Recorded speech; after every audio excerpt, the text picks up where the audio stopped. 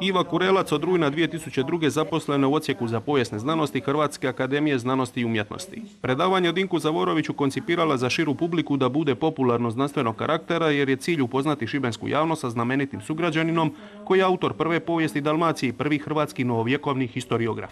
Što bi Šibenčani, posebno mlađi, trebali znati o Zavoroviću koji se oko 1540. rodio u našem gradu? Kao prvo mislim da bi svaki put kad se nađu na trgu koji se zove upravo po Dinku Zavoroviću trebali znati da se kuća na kojoj se nalazi, dakle, jedna spomen ploča posvećena Dinku Zavoroviću, da je to kuća u kojoj je on proveo najveći dio svog života, i drugo, trebali bi znati, dakle, da je on zaista zaslužan za promociju, dakle, za zapravo jačanje nacionalne svijesti u razdoblju renesanse, kada je Hrvatska bila u jednom vrlo teškom razdoblju, dakle, na udaru osmanlijske prijetnje i pretenzija Mletačke republike, kada su zapravo sa svih strana napadali hrvatske zemlje, i Zavorović je tu puno toga napravio jer je napisao prvu povijest Šibenika i napisao je prvu povijest Dalmacije.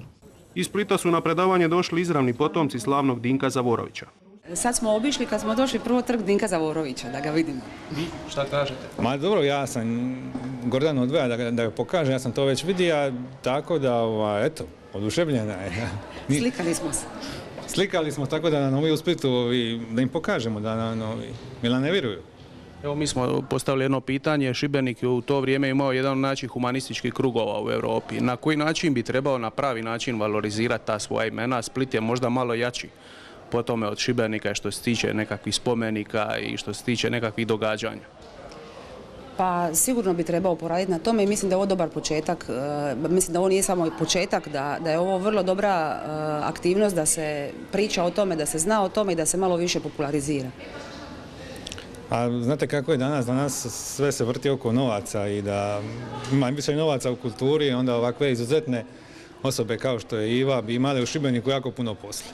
Zavorović iznio neke nepovoljne aspekte o mletačkoj upravi u dalmatinskim gradovima, pa ga mletačka vlast tjera iz rodnog grada u progonstvo na 4 godine, najvjerojatnije u razdoblju od 1585. do 1588.